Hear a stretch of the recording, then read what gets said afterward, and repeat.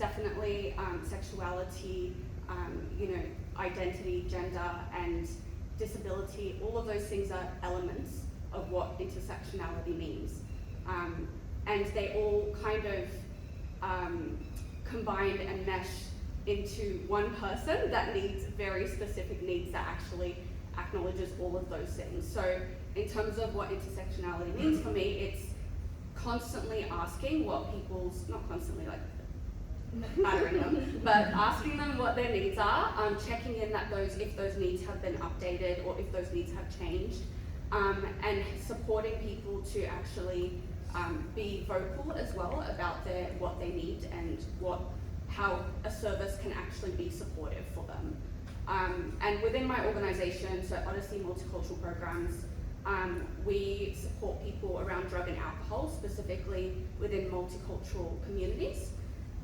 So in that sense, we talk about the impacts of drug and alcohol, we talk about the determinants of health, we talk about trauma, culture, and all of those things. That's all part of how you got here, and then also where you're going next. So including intersectionality in the way that you speak, the way that you support someone, and just making sure that you're constantly aware of that.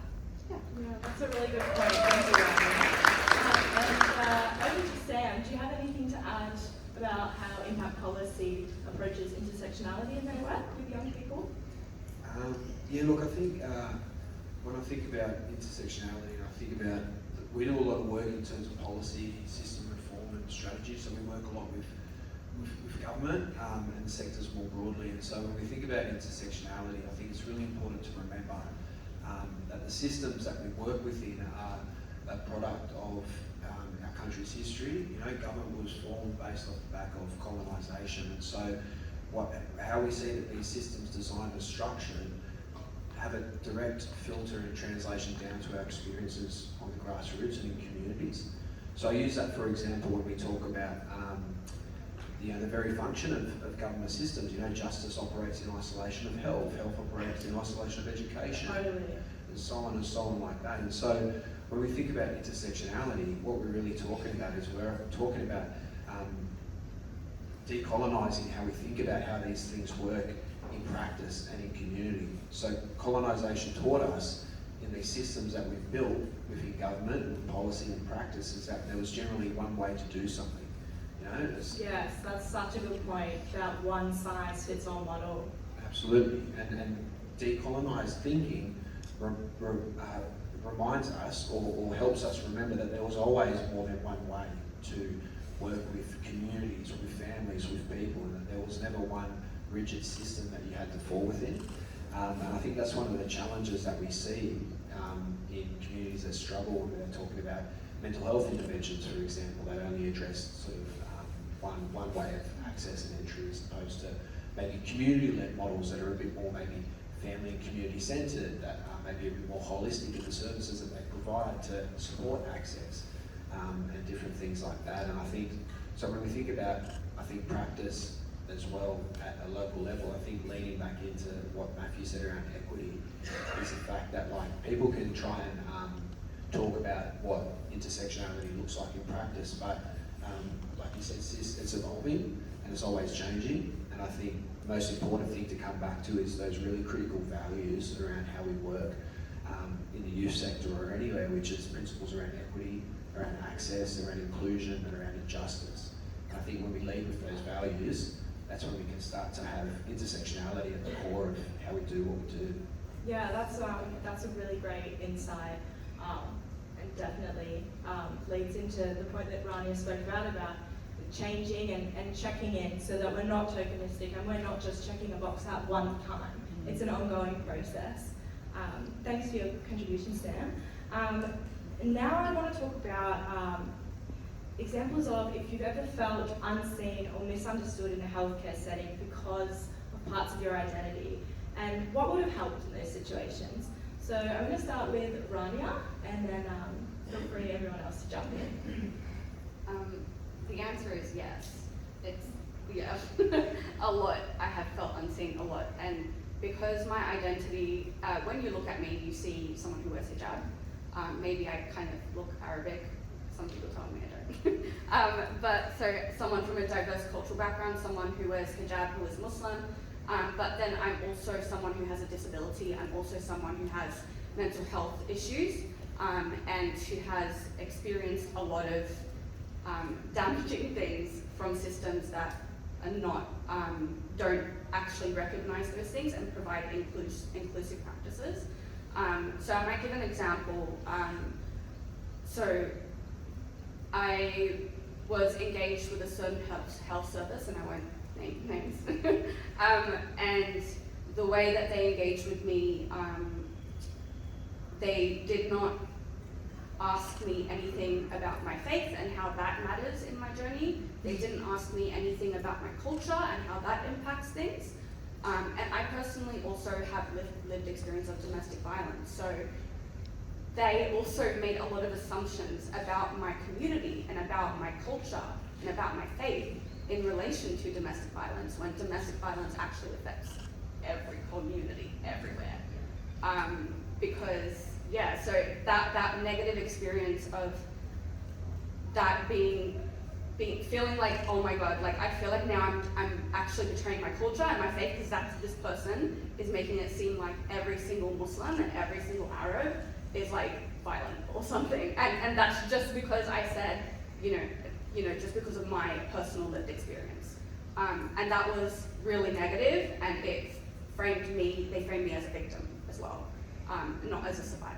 So that's some examples of how, like, your assumptions about communities, your assumptions about people, they actually really harm them. And what you need to do is approach them with curiosity instead of judgment. Can you think of anything specific that would have helped in those moments for you to feel more comfortable? Acknowledging that my culture is also really positive and a big part of how I enjoy the world, and my faith and you know, not looking at me like I don't know, like I'm a poor little baby, poor little baby going through hard things, and instead just looking at me like an equal. Because a person coming into your service, yes, they're coming from a more vulnerable position and there's a power dynamic, but you are an equal in that you're both humans, and you're playing a role of supporting them and helping them get through a bad time, and they're playing a role of seeking support and actually making change and not just letting negative things stay. That's such a lovely point, and I think we also learn so much from the people that we work with as well, you know, like in that dynamic, being open to learning from them. But yeah, Matt and Veronica, do you have anything you'd like to speak on for feeling unseen in a healthcare setting, and what would have helped? I have been unseen and unheard many times, unfortunately, in the healthcare system. One of the examples I'll give is when I was 14, whenever I would stand up, you know, go from sitting to standing, or standing around for too long, I would start fainting, and it was becoming a big issue. You know, trying to go into the shower, I would faint. Trying to get up from the couch, trying to go down the stairs, I'd faint. Trying to get onto a train, I would faint. And for quite a long time, people just presumed because I didn't, because I was only 14, I was so young, there wasn't anything wrong with me, everything was fine. So I went for about 2-3 years without a diagnosis, and not being able to live independently, not being able to move around, terrified that when I would faint, someone would try and call the police on me, thinking I was on drugs and stuff like that. That would often happen a lot, and it was terrifying. I wasn't able to live my full life. And what changed that was that after many years, I did some research, and I was doing some research on the Wiggles because my sister's a big fan of the Wiggles, and Greg Page talked about having orthostatic intolerance, and it was exactly the same thing, exactly the same thing that I was going through every single day, and one of the diagnostic one of the diagnostic services that was available at the time, unfortunately, they've shut down.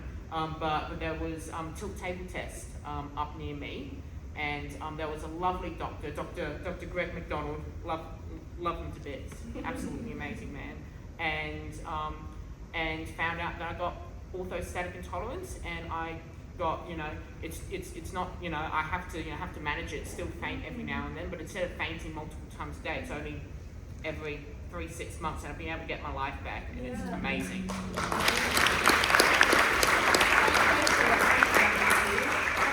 Veronica, can you speak to that question? Yes. Well, firstly, thank you, Matthew and Rania, for sharing your insights.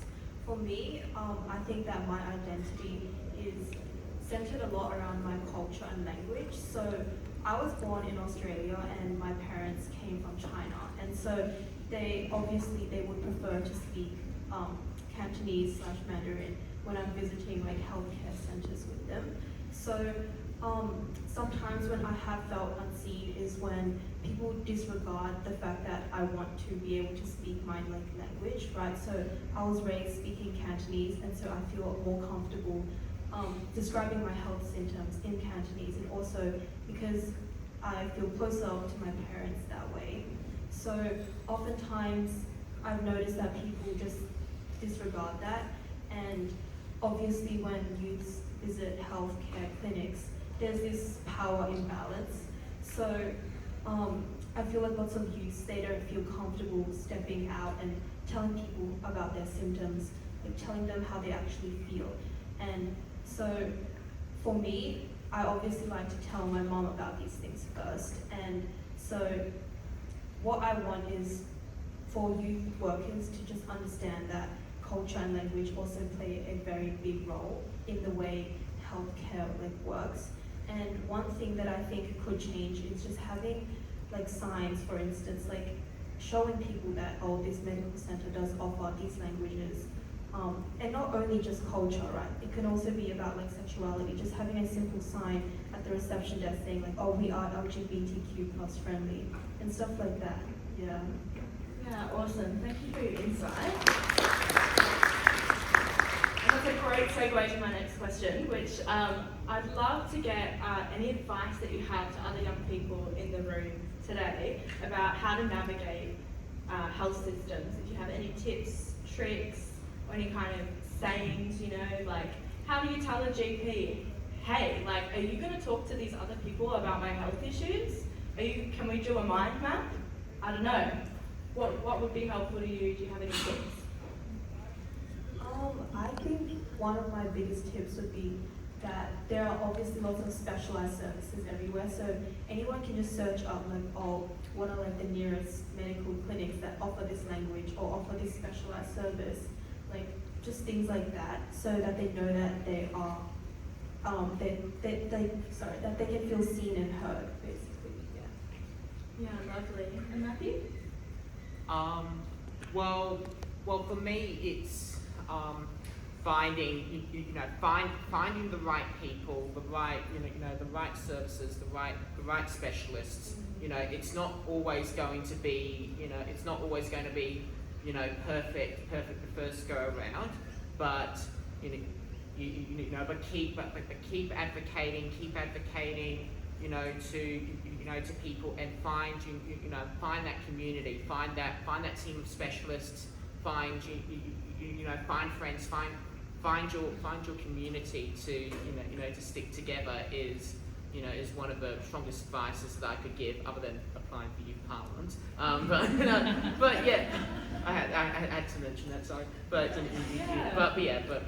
getting having that team together is How does it make you feel? It's for me it's it's everything. Like my psychologist is also my best friend as well. So pretty much now, and it's my psychologist, my psychiatrist, my OT, my speech therapist, my GP, All of them absolutely amazing people. You're not going to find the right people, first go around, but if you keep finding, keep looking for the right people, there will be people, there will be specialists around who are willing to listen, who are willing to help and treat you with the respect and dignity that you deserve. Yeah, lovely.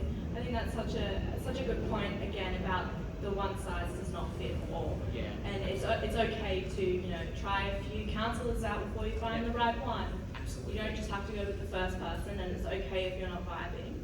I want to sort of touch on for Rani and Sam about like what in your organisations or what advice would you give to youth workers in the room today? Any kind of strategies or tips or moments that you think need to be highlighted as more important than maybe we see them in your work with young people?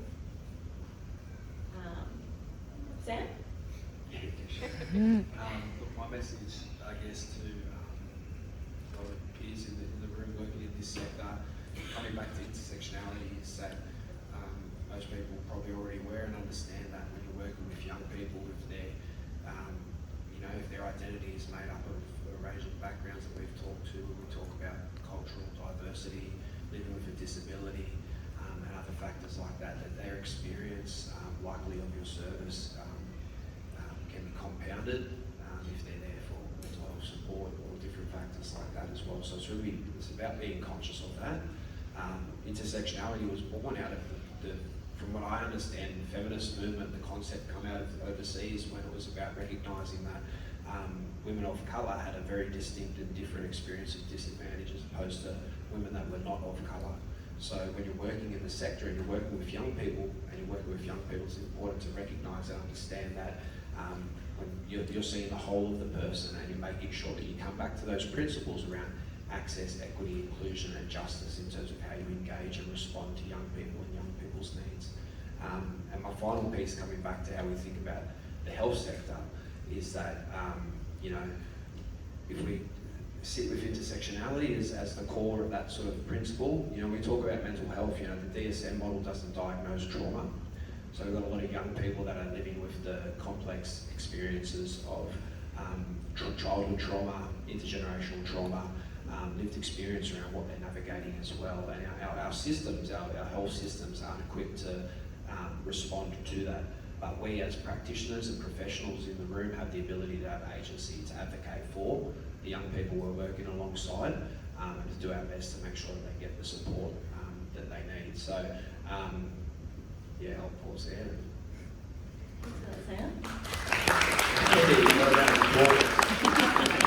I'm sweating for a second now.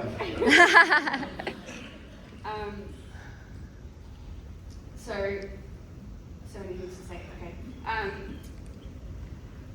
So my organisation, Odyssey House New South Wales, we work with people who are struggling with drug and alcohol use and dependence, and working within this specific sector, which is very much like most health sectors, under-resourced, and not enough research done about the diverse cultural and diverse faith and diverse communities, their experiences of these different things.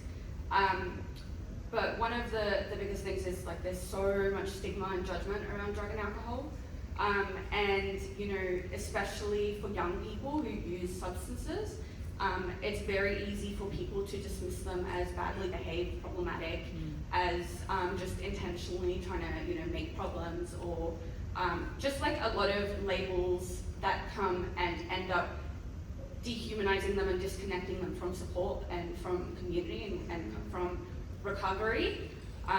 So in terms of the way that we look at intersectionality, in their culture, their faith, all of these things, even people with a refugee, asylum-seeking background, immigration background, they have all of these extra barriers to actually seeking support, even visa, so many things, so many services. You do need a certain type of visa and citizenship to access. So there is limits for people who don't have those things to be able to access that support. So yeah, there are so many things going on there. There are so many failures. Totally. Yeah. And that leads me to thinking, you know, like, can you think of a time, or do you think that there's certain things like, how important is it to sit with that person and say, hey, what's the most important thing to you right now? Yeah.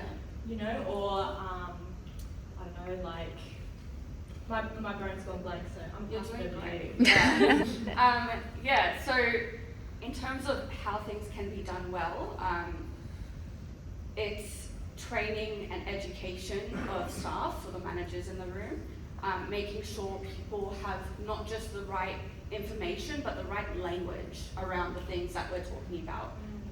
And I just remembered the point. Yes, We had talked a lot about how don't be afraid to not be the expert. yeah. And how it's okay to ask that young person what their thoughts are on things, you know, because we're not going to be an expert on everything. And as youth workers, you're already juggling so many balls. So, yeah, do you have any comments for that? And also open to anyone else who wants to jump in.